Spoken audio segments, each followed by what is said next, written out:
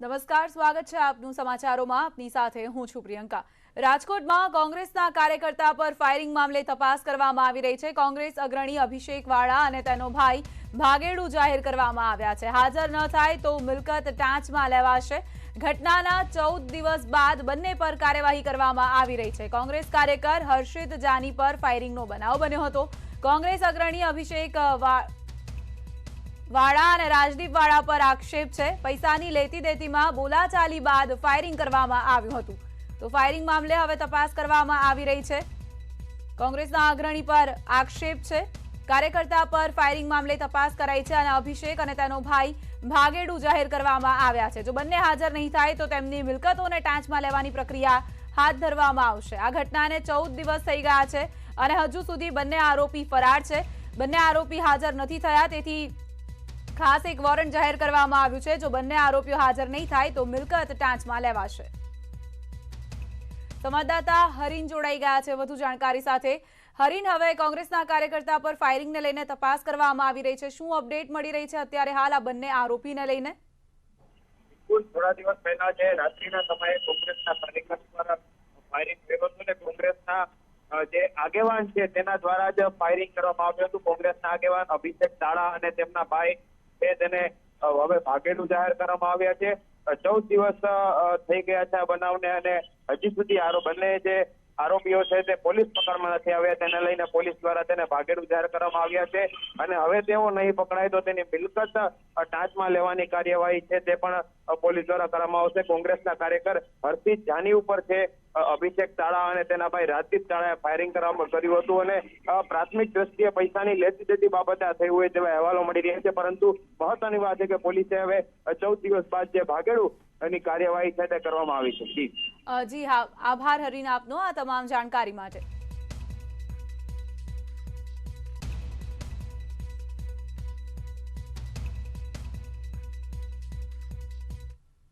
અને હવે વાત કરીશું ઓમિક્રોનની આફત વિશે.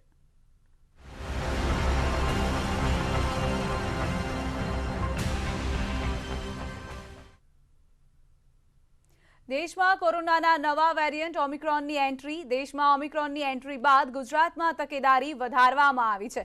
અમદાવાદ સિવિલ હોસ્પિટલમાં તકેદારી વધારાઈ. 1200 bed covid hospital reserve, 350 ventilator bed, 850 oxygen બેડને તૈયાર રાખવામાં આવ્યા છે. જો જરૂર પડે તો સિવિલ મેડિસિટીમાં 3000 બેડની ક્ષમતા ઊભી કરવામાં આવશે. અમદાવાદ સિવિલ સુપ્રિન્ટેન્ડન્ટે દાવો કર્યો છે પહેલી અને બીજી વેવમાં જે સમસ્યા થઈ છે તે હવે નહીં થાય. બીજી વેવમાં ઓક્સિજન બેડની અછત જોવા મળી હતી. વર્ગ 1 થી 4ના તમામ સ્ટાફને સ્ટેન્ડ બાય રાખવામાં આવ્યા છે અને સાથે જ તેમણે એ પણ દાવો કર્યો છે કે દવાનો જથ્થો સલામત રાખવામાં આવ્યો છે. સાથે લોકોને પણ તેમણે અપીલ કરી છે કે લોકો પણ કોરોનાના ગાઈડલાઈનનું પાલન કરે તે જરૂરી છે.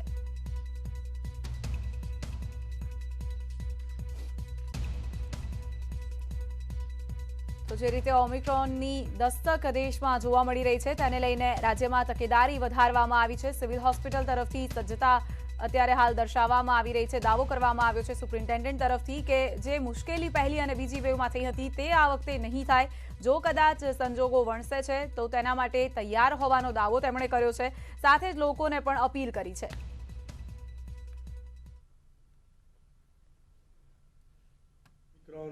જે વેરિયન્ટ છે એવું કહે છે કે વેરિયન્ટ ઓફ કન્સર્ન છે, આપણે સૌએ ધ્યાન રાખવાનું છે. પરંતુ સિવિલ હોસ્પિટલની જો વાત કરીશ, ગવર્મેન્ટ ઓફ ગુજરાતની જો વાત કરીશ તો ત્રીજી વેવની તૈયારીઓ ઓલરેડી ઘણા સમયથી થયેલી છે. 1200 બેડની હોસ્પિટલમાં દરેકે દરેકને ઓક્સિજન બેડ તરીકે કન્વર્ટ કરી દીધો છે. 350 સુધી આઈસીયુ બેડ આપણે કરી શકીએ એમ છીએ. ઓક્સિજન જનરેટર પ્લાન્ટ લાગી ગયા છે જે અંદાજિત 4500 લીટર પર મિનિટ ઓક્સિજન જનરેટ કરી શકશે. ઓલરેડી 20,000 લીટરની ઓક્સિજન ટેન્ક છે જ. ક્લાસ 1 થી ક્લાસ 4 જે અમારા જે હેલ્થકેર વર્કર્સ છે દરેકને કોવિડ રિલેટેડ ટ્રેનિંગ પણ અપાઈ ચૂકી છે અને જે સેકન્ડ વેવમાં દવાઓની જરૂરિયાત હતું એના કરતાં દોઢી દવાઓનો જથ્થો સલામત રાખવામાં આવ્યો છે.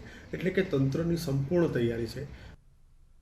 તો કોરોનાના નવા વેરિયન્ટ ઓમિક્રોનની સામે તકેદારી રાખવામાં આવી રહી છે. રાજ્યમાં પણ તકેદારી વધારાઈ ગઈ છે. અમદાવાદ એરપોર્ટ પર પ્રવાસીઓનું ચેકિંગ શરૂ કરવામાં આવ્યું છે. આંતરરાષ્ટ્રીય ફ્લાઇટથી આવતા પ્રવાસીઓનું ચેકિંગ હાથ ધરાયું છે. હાઈ રિસ્ક વાળા જે 11 દેશો છે તેમાંથી જે પ્રવાસીઓ આવી રહ્યા છે તેઓનું ફરજિયાત ચેકિંગ કરવામાં આવી રહ્યું છે. 2 દિવસમાં વિદેશથી 2000થી પણ વધુ પ્રવાસીઓ આવ્યા છે।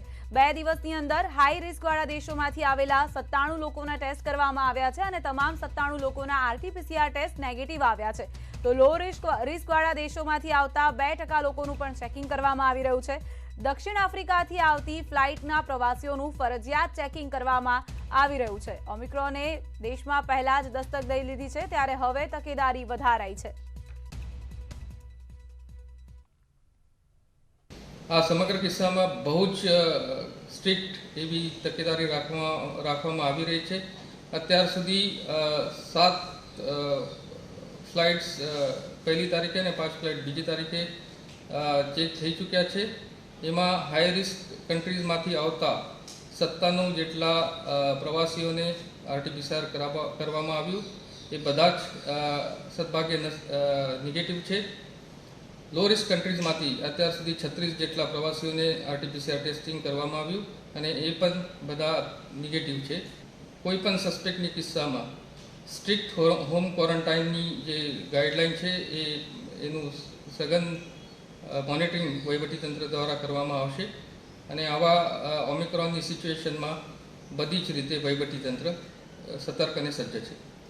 નવા વેરિયન્ટને લઈ તંત્ર સજ્જ થઈ ગયું છે અને અમદાવાદ જે ઇન્ટરનેશનલ એરપોર્ટ છે ત્યાં જે પ્રવાસીઓ આવે છે તેના ટેસ્ટિંગ કરવામાં આવે છે, એટલે કે RT-PCR રેન્ડમલી ચેક કરવામાં આવે છે। જે હાઈ રિસ્કવાળા જે 11 દેશ છે કે ત્યાંથી જે ફ્લાઇટો આવે છે, પ્રવાસીઓ આવે છે, પેસેન્જર આવે છે, તેમના RT-PCR ટેસ્ટ છે તે કરવામાં આવે છે અને નેગેટિવ આવ્યા બાદ જ તેમને એરપોર્ટ ચડવા માટેની મંજૂરી છે તે આપવામાં આવે છે। પરંતુ જે સીધી જ ફ્લાઇટ અમદાવાદ આવવાની છે તે તમામ જે ફ્લાઇટો સીધી આવી રહી છે તેમાં જે પણ પ્રવાસીઓ આવે છે ફ્લાઇટમાં તે તમામ લોકોના RT-PCR ફરજિયાત કરવામાં આવી રહ્યા છે ને RT-PCR ટેસ્ટ થઈ ગયા બાદ ત્યાં સુધી તેમને એરપોર્ટમાં જ બેસાડી રાખવામાં આવે છે અને જ્યારે રિપોર્ટ આવી ગયા નેગેટિવ રિપોર્ટ આવે તો તેમને બહાર જવા માટેની પરમિશન આપવામાં આવે છે અને જો કોઈ પણ પ્રવાસીનો પોઝિટિવ રિપોર્ટ આવશે તો તેને ક્વોરન્ટાઇન કરવાની વ્યવસ્થા છે તે તંત્ર દ્વારા કરવામાં આવી છે। કેમેરામેન અમિત શર્મા સાથે વિપુ પટેલ, ન્યૂઝ 18 ગુજરાતી, અમદાવાદ।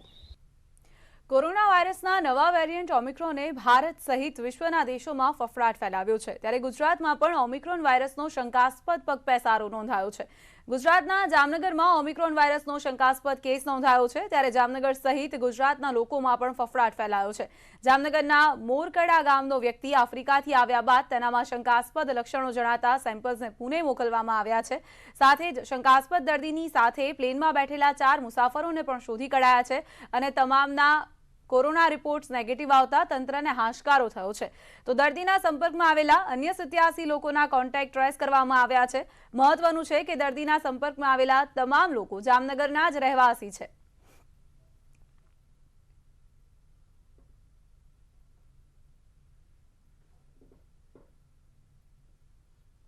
રાજકોટના ધોરાજીમાં કોરોના સામે તકેદારી વધારવામાં આવી છે। ધોરાજી સિવિલ હોસ્પિટલમાં વ્યવસ્થા ઊભી કરાઈ છે। 100 ઓક્સિજન બેડની વ્યવસ્થા કરવામાં આવી છે।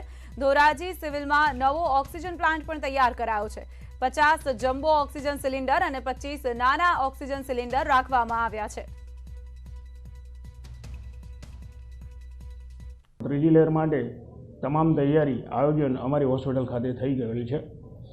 અમારે જે 70 બેડ હતા એમાંથી વધારી અને 90 અને 100 બેડ સુધીની અમારી કેપેસિટી છે।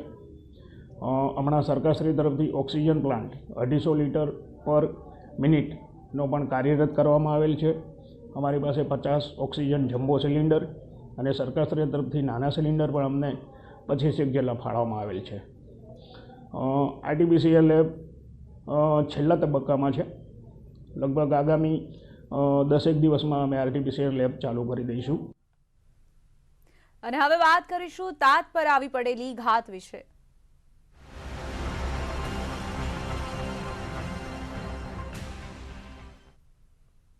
ભાવનગરમાં કમોસમી વરસાદને કારણે પાકને નુકસાન થયું છે। તળાજા પંથકમાં કપાસ, શેરડી અને કેળના પાક ઢળી પડ્યા છે। ભારે પવન ફૂંકાતા પાકને નુકસાન થયું। તળાજાના શોભાવડ ગામે ભારે પવનને કારણે શેરડીનો ઊભો પાક ઢળી પડ્યો। ગઈકાલે મોડી રાત્રે પવનને કારણે શેરડીનો પાક ઢળી પડતા ખેડૂતોને વ્યાપક નુકસાન થયું છે। ભારે વરસાદ અને સાથે પવન આ બંનેના કારણે પાક ઢળી પડ્યા છે।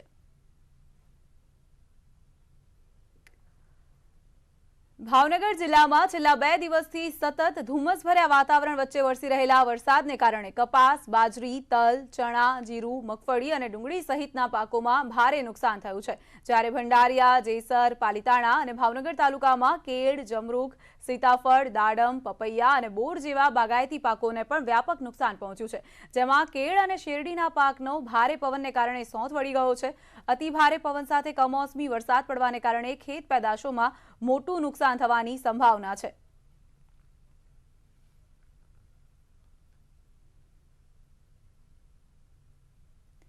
તો દક્ષિણ ગુજરાતમાં પણ માવઠાના મારથી વ્યાપક નુકસાન થયું છે. ખેડૂતોના પાકને તો નુકસાન થયું જ છે, પરંતુ માવઠાએ શુગર મિલ અને ઈંટોના ભઠ્ઠાના માલિકોની પણ ચિંતા વધારી દીધી છે. માંગરોળ તાલુકાના આસરમા ગામની સીમમાં આવેલા ઈંટના ભઠ્ઠામાં કમોસમી વરસાદને કારણે નુકસાનના દ્રશ્યો સામે આવ્યા. 10 દિવસ પહેલા આવેલા માવઠાને કારણે થયેલી નુકસાનીમાંથી માંડ ઈંટ ભઠ્ઠાના માલિકો બેઠા થયા હતા.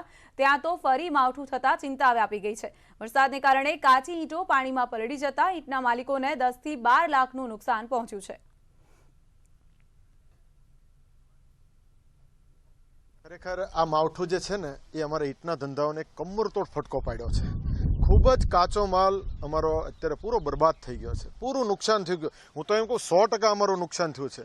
બટ હવે આની અંદર જો કંઈ ગવર્મેન્ટ જોવે, કંઈ રાજ્ય સરકાર, આપણી સંવેદનશીલ સરકાર છે, એ જરાક અમારી સંવેદના જોવે અને અમને કંઈ ને કંઈ રાહત પેકેજ આપે.